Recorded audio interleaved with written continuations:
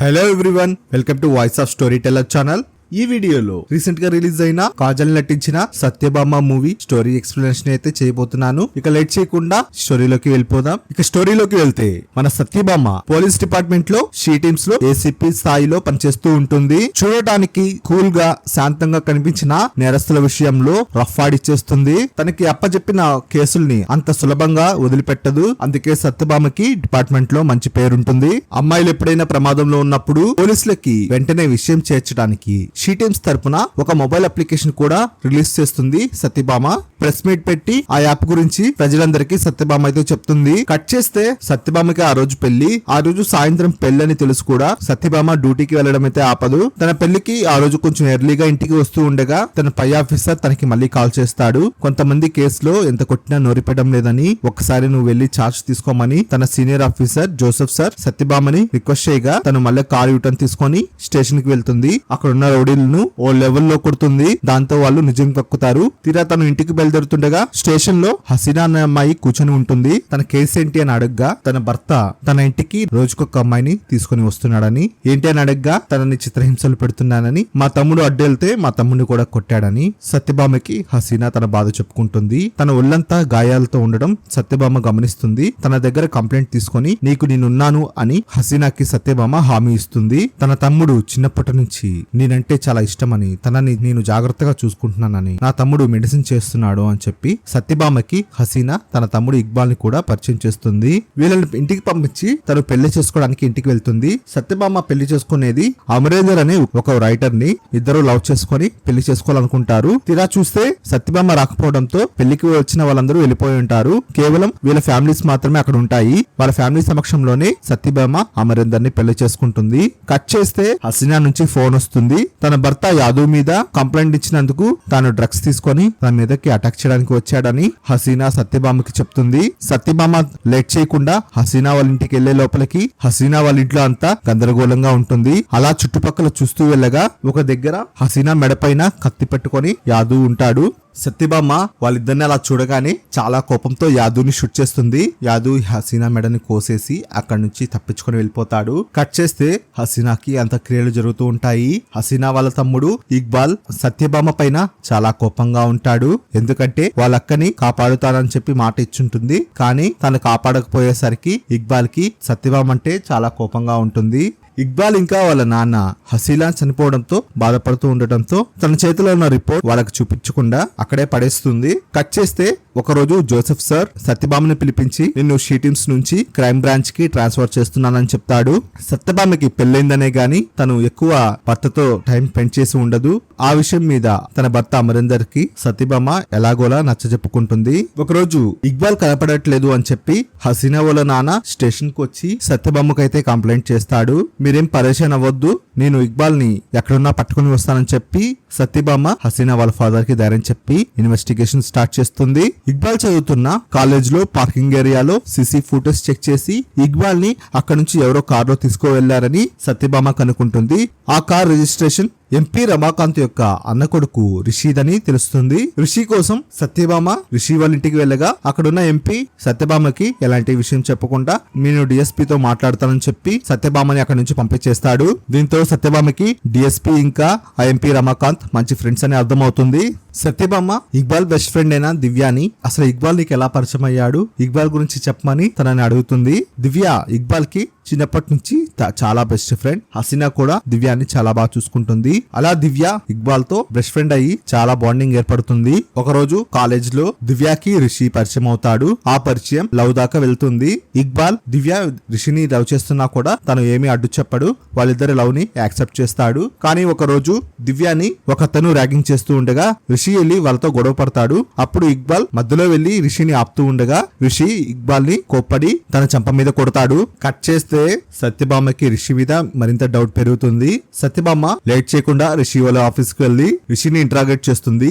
రిషి ఒక gaming company నడుపుతూ ఉంటాడు. సత్యభామ తన దగ్గర ఉన్న టెక్నీషియన్ తో రిషి గేమింగ్ సర్వర్స్ లోని డేటానంతా హ్యాక్ చేసి డేటా అంతా తీసుకుంటుంది. ఈలోగా రిషి డిఎస్పీ చేత సత్యభామకి ఫోన్ చేపించి అక్కడి నుంచి వెళ్ళిపోయేటట్టు చేస్తాడు. సత్యభామ రిషి ఆఫీస్ లో కలెక్ట్ చేసిన డేటాని అనలైజ్ చేసి చూడగా అందులో రిషితో ఆన్లైన్ లో నేహ అనే ఒక అమ్మాయి గేమ్ ఆడుతూ తనకి పరిచయం అవుతుంది. అలా నేహ ఇంకా విజయ్ అనే 2 ప్రొఫైల్స్ తో రిషి ఎక్కువ చాట్ చేస్తుంటాడు. నేహతో రిషి ఫ్లర్ట్ చేస్తూ ఉండగా విజయ్ అనే ఒక అతనితో చాటింగ్ లో నువ్వు అడిగిన ప్లేస్ లో ఇక్బాల్ ని నేను డ్రాప్ చేశానని రిషి అయితే మెసేజ్ పంపించి ఉంటాడు. దాంతో సత్యభామకి రిషిని అరెస్ట్ చేయడానికి గట్టి ఎవిడెన్స్ అయితే దొరుకుతుంది. ఇక లేట్ చేయకుండా సత్యభామ రిషి వాళ్ళ ఇంటికి వెళ్తుంది. అదే టైంలో రిషి ఆన్లైన్ లోకి వెళ్లి విజయ్ తో మాట్లాడడానికి ట్రై చేస్తూ ఉంటాడు. సత్యభామ రిషిని అరెస్ట్ చేసి ఇంట్రాగేషన్ చేయడం స్టార్ట్ చేస్తుంది. సత్యభామ రిషిని బాగా భయపెట్టడంతో రిషి జరిగిందంతా చెప్పడం స్టార్ట్ చేస్తాడు. తను ఆడుతున్న గేమ్ లో విజయ్ అనే ప్రొఫైల్ తో ఒకరు ఆన్లైన్ లో పరిచయం అయ్యి నేహ గురించి చెప్పడం స్టార్ట్ చేశారని, నేహ అనే అమ్మాయి చాలా నేమ్స్ తో క్రైమ్స్ చేస్తూ ఉంటుందని, తనని నమ్మవద్దని విజయ్ రిషికి చెప్తాడు. నా గురించి ఇంకా తెలియాలంటే తన ఐడి కార్డు కూడా రిషికి పంపిస్తాడు. నేహ టెర్రరిస్టులతో కలిసి జనవరిలో హైదరాబాద్ లో ఓ పెద్ద కుట్రకి ప్లాన్ చేస్తుందని విజయ్ రిషితో చెప్తాడు. కానీ విజయ్ అదంతా నమ్మడు. ఈ విషయం డిఎస్పీకి చెప్పాలని రిషి డిఎస్పీ ఆఫీస్ కి వెళ్తాడు. డిఎస్పీ ఒక మీటింగ్ లో ఉండగా కొంతమంది పోలీసులు డిఎస్పీకి జనవరిలో ఎంపీ రమాకాంత్ బహిరంగ సభలో బాంబు పేలుడుతో అటాక్ చేయాలని ప్లాన్ చేస్తున్నారని అనే ఇన్ఫర్మేషన్ డిఎస్పీకి చెప్తూ ఉండగా రిషి వింటాడు. ఎంపీ రమాకాంత్ వాళ్ళ చిన్నానే కావడంతో ఈ విషయం చాలా సెన్సిటివ్ కాబట్టి ఎలాగైనా ఈ అటాక్ జరగకుండా ఉండటానికి రిషి తిరిగి తన ఇంటికి వెళ్ళిపోయి గేమ్ లో ఆన్లైన్ లోకి వెళ్లి విజయ్ తో మాట్లాడడానికి ట్రై చేస్తాడు. విజయ్ ఆన్లైన్ లోకి రాగానే రిషి మీరు చెప్పింది నమ్మానని చెప్పగా నాకు నేహ చాట్ డేటా అంతా కావాలి అని విజయ్ అడుగుతాడు. దానికి రిషి ఓకే చెప్పి ఆ గేమ్ లో నేహ చాట్ చేసిన డేటా అంతా విజయ్ కి పంపిస్తాడు. కానీ రిషి నేహ ఏం చాట్ చేసిందో కూడా చదువుతాడు. ఆ చాటింగ్ లో ఏముంటుందంటే అఖ్తర్ అనే ఒక అతనితో కలిసి జనవరిలో హైదరాబాద్ లో ఓ అటాక్ ప్లాన్ చేస్తున్నామని, దానికోసం అఖ్తర్ అనే వ్యక్తిని కలవాలని నేహ ఒక అతనితో చాట్ చేసి ఉంటుంది. ఆ చాట్ లో అఖ్తర్ ఉన్న లొకేషన్ కూడా ఉంటుంది. ఇదంతా ఏంటో తెలుసుకోవడానికి రిషి డైరెక్ట్ గా ఆ లొకేషన్ కి వెళ్ళి చూడగా అక్కడ ఇక్బాల్ కొంతమందితో కలిసి అఖ్తర్ తో కలిసి మాట్లాడుతూ ఉంటాడు. అఖ్తర్ ఇక్బాల్ చేతికి ఒక పేపర్ ఇస్తాడు. ఆ పేపర్ ని ఇక్బాల్ చదివి అక్కడున్న చెత్త బుట్టలో చింపి పడేస్తాడు. రిషి ఆ పేపర్ ని కలెక్ట్ చేసి చూడగా జనవరిలో జరిగే అటాక్ గురించి అందులో ఉంటుంది. అంటే ఇక్బాలే ఇదంతా ప్లాన్ చేస్తున్నాడని రిషికి అర్థమవుతుంది. ఆన్లైన్ గేమ్ లో విజయ్ కి పేపర్ చూపించి ఇక్బాల్ ఒక టెర్రరిస్ట్ అని చెప్తాడు. అప్పుడు విజయ్ రిషిని మరో పని చేయమంటాడు. అదేమిటంటే ఇక్బాల్ ని ఒక చోటికి తీసుకొని వచ్చి హ్యాండ్ ఓవర్ చేయాలని చెప్పి విజయ్ చెప్తాడు. అతను చెప్పిన పని చేయాలా వద్దా అని రిషి ఆలోచిస్తూ ఉండగా తన చిన్నాన్న బహిరంగ సభ గుర్తొస్తుంది. జనవరిలో తన చిన్నాన్న బహిరంగ సభలో అటాక్ చేయాలని ప్లాన్ చేస్తున్నారని, ఎలాగని ఇది ఆపాలని విజయ్ చెప్పినట్లుగా రిషి ఇక్బాల్ ని తన కాలేజీలో కిడ్నాప్ చేసి సిటీ అవుట్కట్స్ లో తీసుకుని వచ్చి వదిలేసి వెళ్ళిపోతాడు. ఇదంతా విన్న సత్యభామ రిషిని తీసుకొని ఆ స్పాట్ లోకి వెళ్లి చూడగా ఇక్బాల్ గాయాలతో అక్కడ పడిపోయి ఉంటాడు. ఇంకా అక్కడ ఒక కొమ్మకి ఇక్బాల్ వాళ్ళ అక్క హసీనా చైన్ కూడా ఉంటుంది. యాక్చువల్ గా ఆ చైన్ హసీనాని తన భర్త యాదవ్ చంపేటప్పుడు ఆ చైన్ అతను తీసుకుని వెళ్ళిపోయి ఉంటాడు. ఈ చైన్ ని మళ్ళీ ఇక్కడ చూడగా సత్యభామకి యాదవే తిరిగి వచ్చి ఇదంతా చేస్తున్నాడని డౌట్ వస్తుంది. కట్ చేస్తే ఇక్బాల్ ని సత్యభామ హాస్పిటల్లో జాయిన్ చేస్తుంది. ఇక్బాల్ కోమాలో ఉంటాడు. కట్ చేస్తే సత్యభామకి రిషి కనపడకుండా వెళ్ళిపోయాడని సత్యభామకి ఫోన్ వస్తుంది. రిషి ఎవరికి కనపడకుండా ఒక లాడ్జ్ లో దాంకుని ఉంటాడు. తన మొబైల్ సిగ్నల్స్ ఆధారంగా పోలీసులు అక్కడ కూడా వెళ్ళిపోవడంతో తను తన లవర్ దివ్య దగ్గరికి వెళ్లి దాక్కుంటాడు. తాను నిజంగా ఇక్బాల్ ని ఎలాంటి హాని చేయలేదని, అక్కడ జస్ట్ వదిలేసి వచ్చానని విజయ్ చెప్పినట్లు తనకి మత్తు మందు ఇచ్చి అక్కడ వదిలేసి వచ్చానని రిషి దివ్యతో చెప్తాడు. సత్యభామ ఆల్రెడీ దివ్య ఫోన్ ని క్లోన్ చేసుకొని ఉంటుంది. దివ్యకి ఎలాంటి కాల్స్ వచ్చినా ఇంకా దివ్య ఫోన్ నుంచి ఎప్పుడు మైక్ లో నుంచి అక్కడ ఏం జరుగుతుందో వింటూ ఉంటుంది. రిషి దివ్య దగ్గరికి వెళ్ళాడని సత్యభామకి ఆల్రెడీ తెలిసిపోతుంది. అలా సత్యభామ రిషిని అబ్జర్వ్ చేస్తూ ఉంటుంది. ఒకరోజు హసీనా వాళ్ళ నాన్నని సత్యభామ వాళ్ళ ఇంట్లో డ్రాప్ చేసి వాళ్ళ ఇంట్లోకి వెళ్ళగా అక్కడ హసీనా వాళ్ళ ఇంట్లో ఒక ఫోటోలో రిషి మాట్లాడుతున్న విజయ్ ఫోటో వాళ్ళ ఇంట్లో ఫోటోతో మ్యాచ్ అవడంతో అతను ఎవరు అని అడుగుతుంది. అతను మా చెల్లెలు హస్బెండ్ అని, నెక్స్ట్ వీక్ వాళ్ళ కూతురు మ్యారేజ్ ఉందని, 3 days క్రితం ఇస్తాంబుల్ నుంచి ఇండియాకి వచ్చాడని హసీనా వాళ్ళ నాన్న సత్యభామతో చెప్తాడు. సత్యభామ రియాజ్ ని పిలిపించి కొన్ని క్వశ్చన్స్ వేసి ఇంట్రాగేట్ చేసి అక్కడ నుంచి పంపించేస్తుంది. కట్ చేస్తే రియాజ్ సత్యభామని అటాక్ చేస్తాడు. కానీ సత్యభామ వాళ్ళతో ఫైట్ చేయకుండా రియాజ్ స్టోరీ తెలుసుకోవడానికి అతనికి లొంగిపోతుంది. సత్యభామని తీసుకొని ఒక కంటైనర్ లో రియాజ్ బంధిస్తాడు. ఆ కంటైనర్ లో చాలా మంది అమ్మాయిలు ఉంటారు. అసలు విషయం ఏమిటంటే రియాజ్ ఇలా చాలా మంది అమ్మాయిల్ని దుబాయ్ దుబాయ్ కి అమ్మేస్తూ ఉంటాడు. సత్యభామ ఆ కంటైనర్ ఓపెన్ చేసి అక్కడున్న వాళ్ళందరితో ఫైట్ చేసి రియాజ్ ని కొట్టి అడగ్గా తను ఈ విధంగా అమ్మాయిల్ని దుబాయ్ కి అమ్మేస్తూ ఉంటానని, అంతకు మించి ఇక్బాల్ విషయం తనకు తెలియదని సత్యభామకి నిజం చెప్తాడు. దీంతో రియాజ్ కి ఇక్బాల్ మిస్సింగ్ తో సంబంధం లేదని సత్యభామకి అర్థమవుతుంది. కట్ చేస్తే సత్యభామ టీం యాదు గురించి చాలా దగ్గర వెతుకుతూ ఉండడంతో ఒక దగ్గర యాదు అయితే దొరుకుతాడు. కానీ యాదు లేవలేని పరిస్థితిలో మంచంలో ఉంటాడు. యాదు హసీనాని చంపిన తర్వాత వేరే మ్యారేజ్ చేసుకోవడంతో యాదు భార్య అతన్ని చూసుకుంటూ ఉంటుంది. తీరా ఎంక్వైరీ చేసి చూడగా ఒక డాక్టర్ ఇచ్చిన మందుల వల్లే యాదు అలా వికారంగా అయిపోయి ఉంటాడని సత్యభామకి తెలుస్తుంది.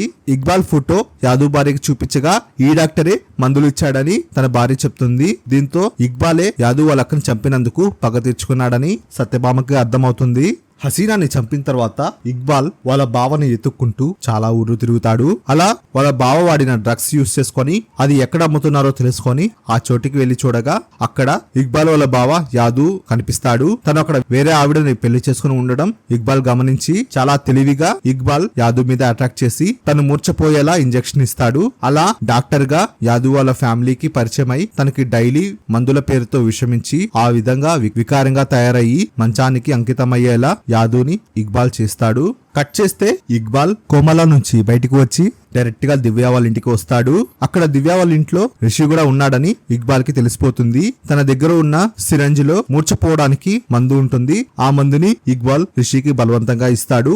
ఎందుకు ఇదంతా చేస్తున్నావు, నువ్వు మా లవ్ ని యాక్సెప్ట్ చేసావు కదా అని దివ్య ఇక్బాల్ ని అడుగుతుంది. ఈ రిషి మంచివాడు కాదని, నేనే నేహ ఇంకా విజయ్ లా ఈ రిషితో మాట్లాడానని, ఇతను నువ్వు అనుకున్నంత మంచివాడు కాదని, వీడు కూడా మా బావ యాదులాగే మంచివాడు కాదని, ఇలాంటి వాళ్ళని వదలకూడదని అందుకే చెప్పాలనుకుంటున్నానని దివ్యకి చెప్తాడు. కానీ దివ్య అంటే ఇక్బాల్ తన బెస్ట్ ఫ్రెండ్ గానే చూస్తాడు.